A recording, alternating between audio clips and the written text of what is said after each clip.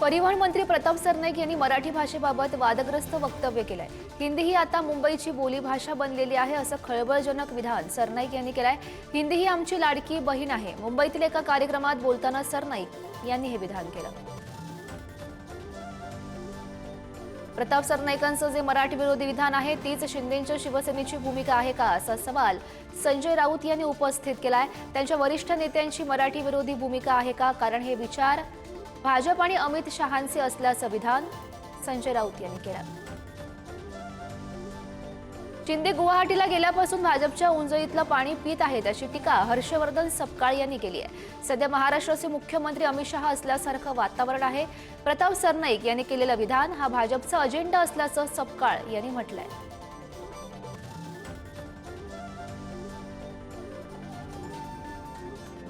आज पुण्यामध्ये साखर संकुल बैठक पार पडेल। या बैठकीला शरद पवार आणि अजित पवार हे दोनही नेते उपस्थित राहण्याची शक्यता आहे। हे दोनही नेते एकत्र येणार असल्यानं दोनही राष्ट्रवादी एकत्रीकरणाच्या सुरू असलेल्या चर्चा पुन्हा एकदा रंगण्याची शक्यता आहे। दोनही राष्ट्रवादी एकत्र येण्याबाबत शरद पवार यांना विचारलं असता मला माहिती नाही असं उत्तर शरद पवार यांनी दिलंय।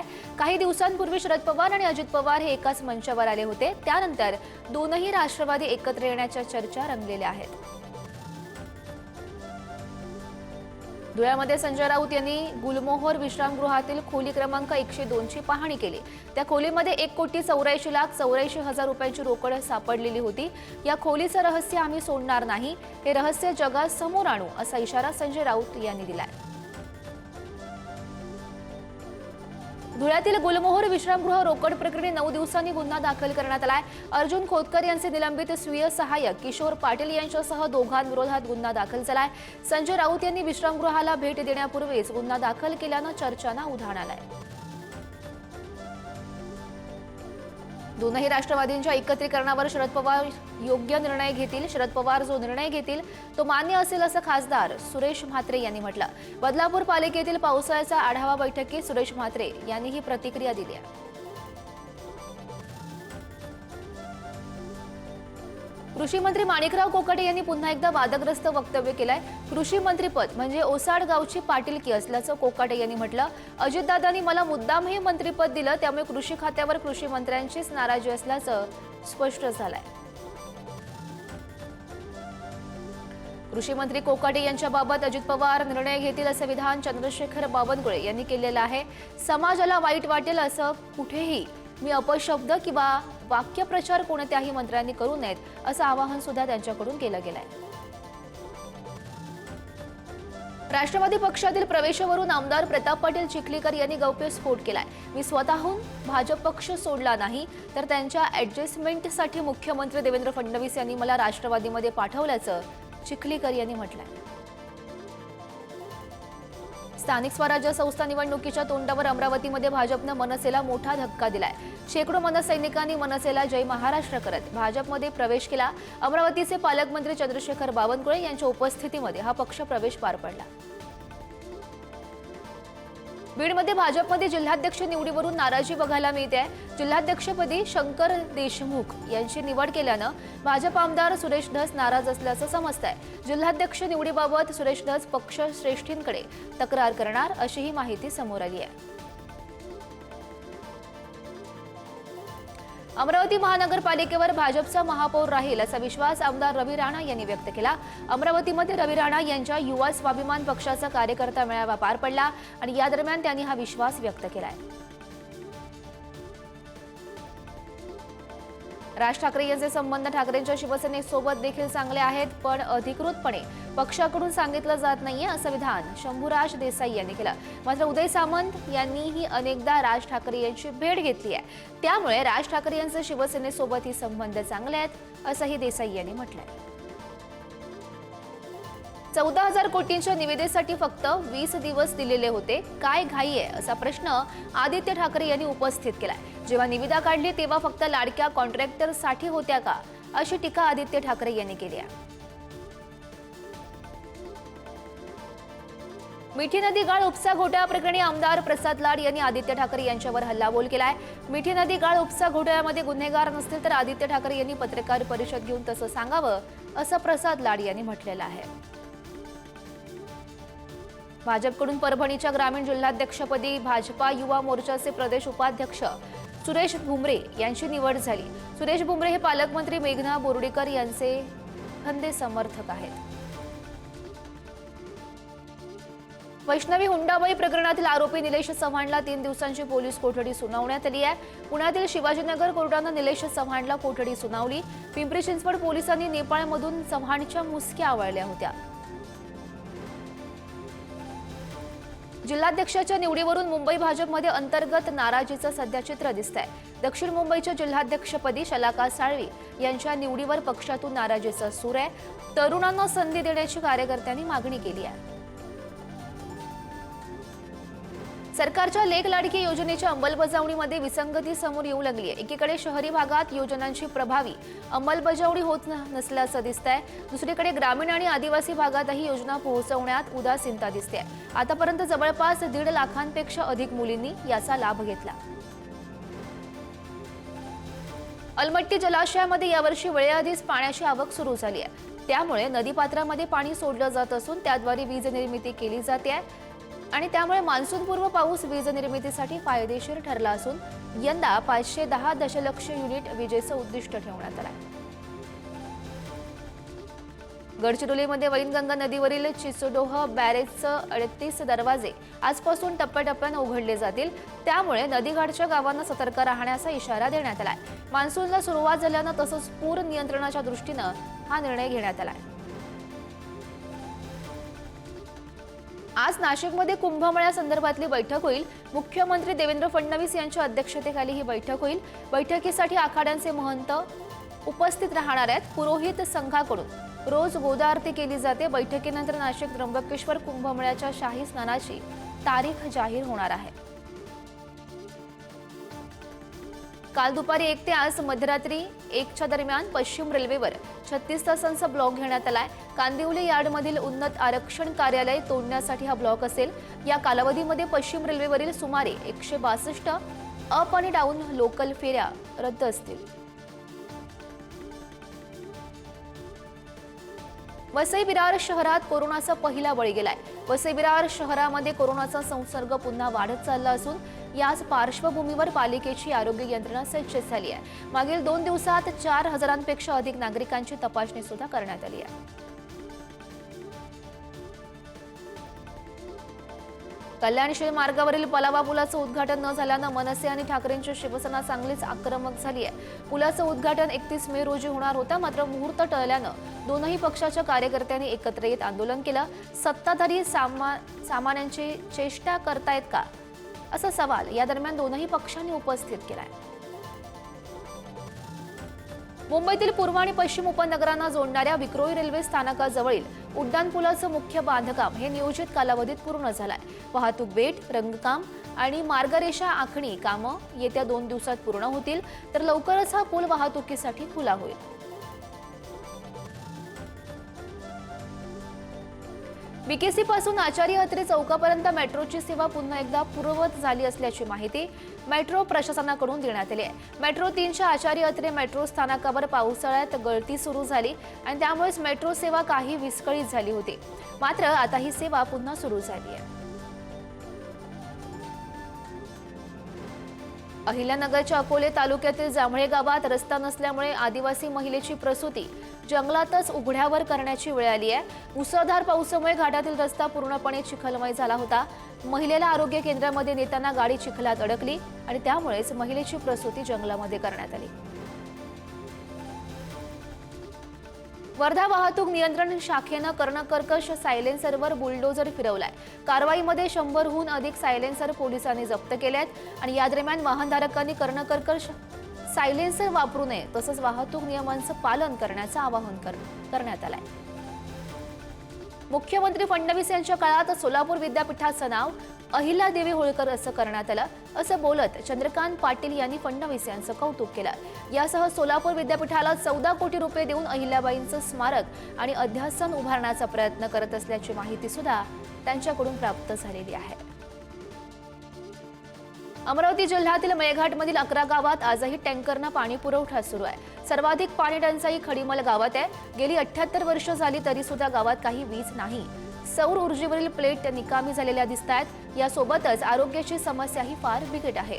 त्यामुळे प्रशासनाने याकडे तातडीने लक्ष देण्याची मागणी सध्या केली जाते।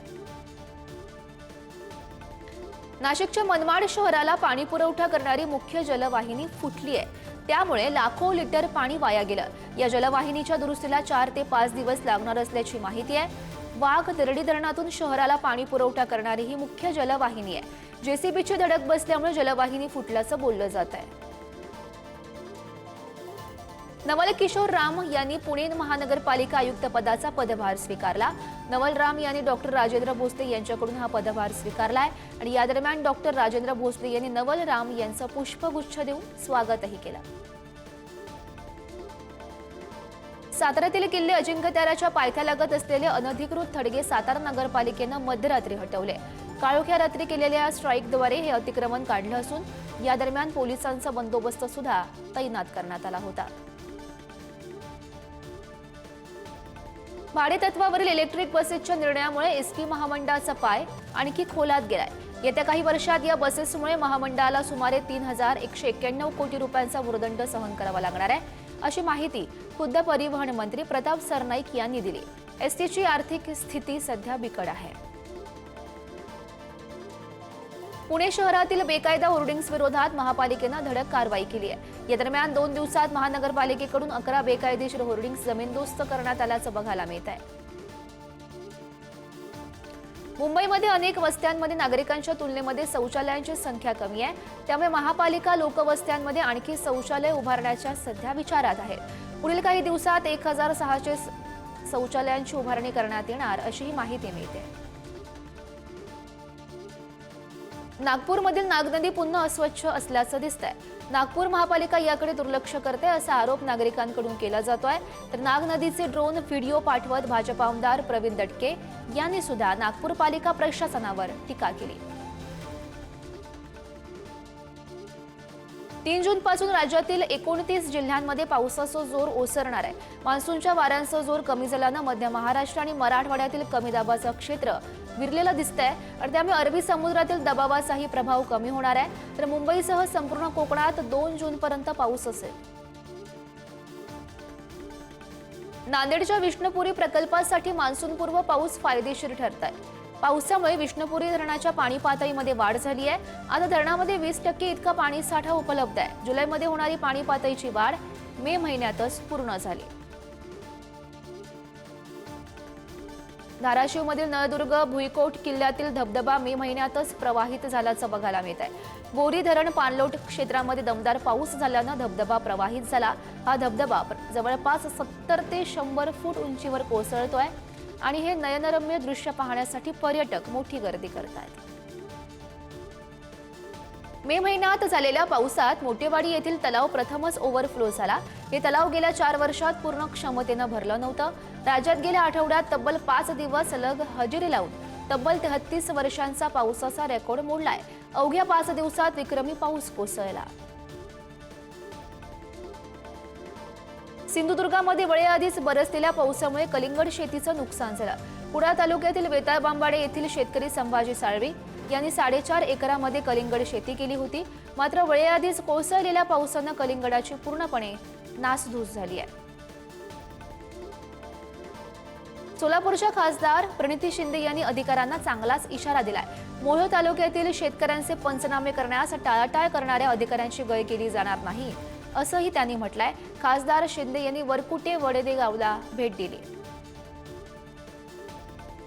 सिंधुदुर्गामध्ये सुट्टीसाठी गावी आलेले चाकरमानी आणि पर्यटक मे महिन्यातच वर्षा पर्यटनाचा आनंद घेताना दिसतात। कणकवलीमधील सावडाव धबधबा मान्सूनपूर्व पावसामुळेच प्रवाहित झालाय। त्यामुळे या धबधब्याच्या परिसरात पर्यटकांची मोठी गर्दी जमू लागली आहे। सिंधुदुर्गच्या वैभववाडीमध्ये पावसात नाल्याचं पाणी तुंबून चिखलाचं साम्राज्य पसरलेलं होतं। दरम्यान पालकमंत्री नितेश राणे यांनी याची दखल घेत पाहणी केली आहे। या दरम्यान मुख्य रस्ता नॅशनल हायवेचं काम होत असून पाऊस लवकर आल्यानं हे घडल्याचं त्यांनी म्हटलेलं आहे। तर लवकर काम पूर्ण करू असं नितेश राणे यांनी म्हटलं। वादग्रस्त बडतर्फ पोलीस अधिकारी रणजित कासलेवर बीडच्या सायबर पोलीस ठाण्यात नव्यानं 2 गुन्हे दाखल झालेत। यामध्ये एक गुन्हा समाजात तेढ निर्माण करण्याचा प्रयत्न केल्याच्या प्रकरणात, तर दुसरा गुन्हा मंत्री संजय शिरसाट यांच्याबाबत बदनामीकारक भाष्य केल्याच्या प्रकरणात दाखल झालाय। निवृत्तीचं वय ठरवणं हा कर्मचाऱ्यांचा मूलभूत अधिकार नाही, तो राज्य सरकारचा अधिकार आहे, अशी टिप्पणी सर्वोच्च न्यायालयाकडून करण्यात आली आहे। एका अपंग इलेक्ट्रिशियनला 58व्या वर्षी निवृत्त करण्याच्या प्रकरणाच्या सुनावणी दरम्यान न्यायालयानं हे भाष्य केलं। साताऱ्यातील पोवई नाक्यावर अपघाताचा थरार बघायला मिळाला। रिक्षा उतारावर उभी केली असल्यानं रिक्षेत चालक नसतानाही रिक्षा धावली आणि 4 ते 5 वाहनांना धडकली। घटनेत सुदैवानं कोणतीही जीवितहानी नाही, मात्र 4 ते 5 वाहनांचं नुकसान झालं। बेळगावच्या निपाणी 2 गटात हाणामारीची घटना घडली। 2 दुचाकींमध्ये अपघात झाल्याच्या कारणावरून ही हाणामारी झाल्याची माहिती आहे। निपाणी येथील चन्नम्मा चौकात ही घटना घडली। या घटनेमुळे परिसरात सध्या तणावाचं वातावरण बघायला मिळत आहे। नागपुरात पुण्यश्लोक अहिल्यादेवी होळकर स्मृती समिती नागपूरच्या वतीनं अहिल्यादेवींची जयंती साजरी झाली आहे। या दरम्यान अहिल्यादेवींच्या प्रतिमेला पुष्पहार अर्पण करून अभिवादन करण्यात आलं।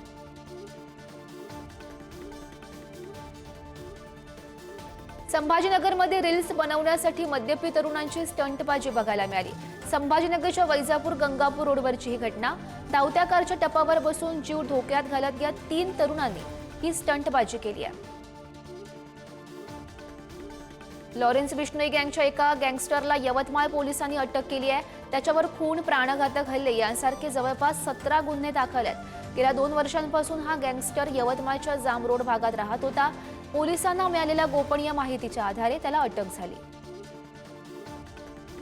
रत्नागिरीच्या खेड शहरात ब्रह्मकुमारी ईश्वरीय विश्वविद्यालयाच्या वतीनं तंबाखू विरोधात जनजागृती करण्यात आली आहे। या दरम्यान व्यसनांच्या दुष्परिणाम दाखवण्यासाठी चित्र प्रदर्शन आणि संवाद यांचा प्रभावी उपयोग करण्यात आला। उपक्रमाला नागरिकांचा उत्स्फूर्त प्रतिसाद प्राप्त झाला। देहूमध्ये संत तुकोबांच्या पालखीला चकाकी देण्याच्या कामाची लगबग वाढली आहे। 340व्या आषाढी पायीवारी पालखी प्रस्थान सोहळा अवघ्या काही दिवसांवर येऊन ठेपलाय। पालखीची चांदी काळपट पडू नये म्हणून यंदा रांका ज्वेलर्सच्या वतीनं प्रायोगिक तत्वावर रसायन लावले जाणार आहे।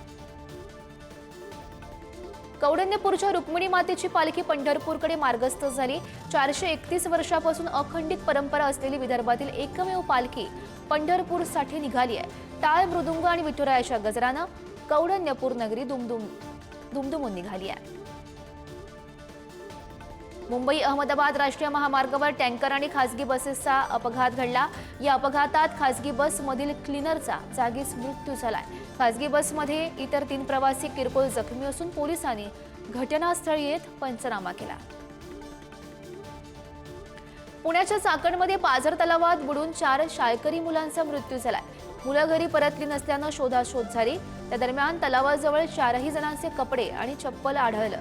त्यानंतर स्थानिक नागरिकांच्या मदतीनं मृतदेह बाहेर काढण्यात आले।